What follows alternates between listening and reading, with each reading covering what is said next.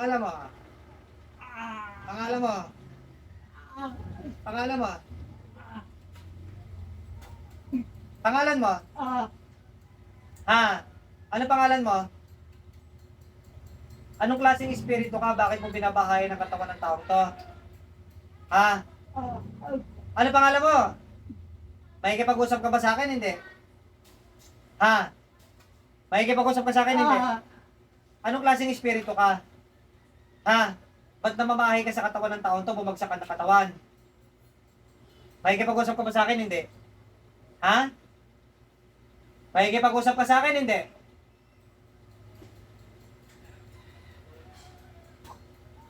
Makikipag-usap ka sa akin? Hindi. Makikipag-usap ka sa akin? Hindi. Papatayin kita sa katawan yan kung hindi ka makipag-usap sa akin. Makikipag-usap ka? Hindi. Gusto mo, nagdudusat, naghihirap ka dyan? Ha? Anong klaseng espiritu ka? Anong klaseng espiritu ka? Ayaw mo.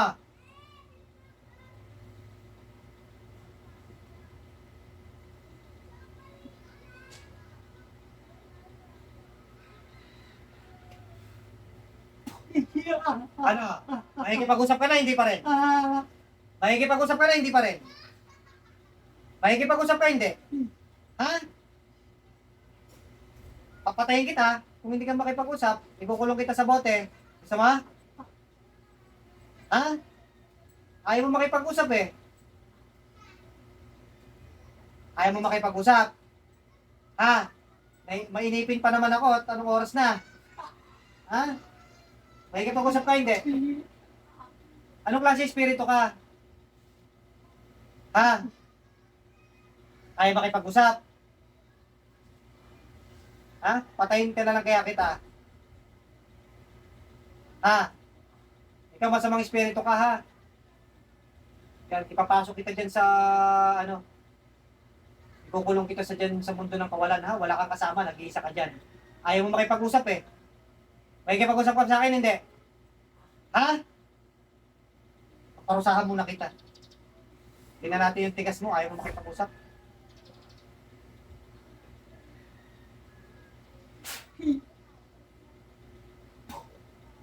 Ha? Ano? Magsasalita, makikipag-usap, hindi. Hindi pa rin. Ha? Sige. Total, matigas ang ulo mong espiritu ka, ayaw mo makipag-usap, ha? Ito man sa mga espiritu ka, ha? Binabakaya mo yung katawan ng tao to. Tunawin ko na yung espiritu mo.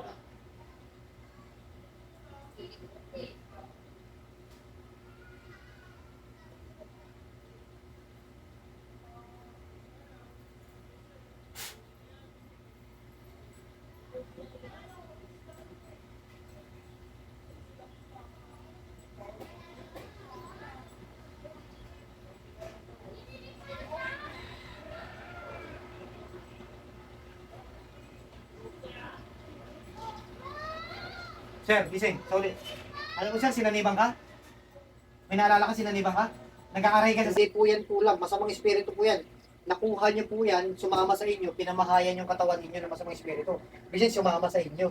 Parang pinapamahayan yung katawan ninyo. So, pigit mo na kayo sir.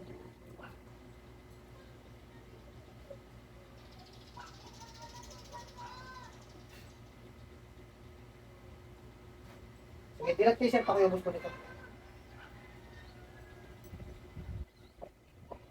Mga espiritu lang yan, pinapamahayan yung katawan nyo. Nakakayayat kayo, kaya, no? Wala kayong mga findings sa doktor, tapos nakakayayat kayo, pero wala naman kayong mga inindang masakit sa katawan. No? Walang masakit sa ulo, walang masakit sa kahit ano, basta bigla lang po nakayayat. Yung dati yung kain, ganun pa rin naman po. Kasi ganun po yung pagkaganyan po kasi yung case ninyo, pinamahayan ng masamang espiritu. Ngayon, nakakayayat kayo. Para yung espiritu ng bad spirits, evil spirits sa espiritu, yung nutrients ng katawan nyo, dahil nakatira sa inyo, nakukuha niya. Pati yung, kumbaga, yung spiritual ninyong lakas, nakakagaw niya, nakukuha niya, kaya nangangayayat kayo. Ganun po yan. namahaya ng masamang espiritu yung katawan niya. Ayun, pantay na po. Pantay na po. So, mahaba talaga. So, sige po, magiging okay naman na yan. So, wala naman kayong sakit, bigat, kasi ano nga lang, talagang nangayayat ng walang dahilan. No? Tapos taon na, no, sir, no? Kahit pa doktor, walang nangyayari. Yun. Lahat na lang ng advice ko, sir, sundin po para at least, siyempre, babalitaan nyo ako pagka bumabalik na kayo sa dati yung katawan. Sa akin, pumantay naman na yan. Pero yung bigat ng katawan, wala naman no, sir, no? Talagang nangayayat lang talaga. Nangayayat lang. Oh. So,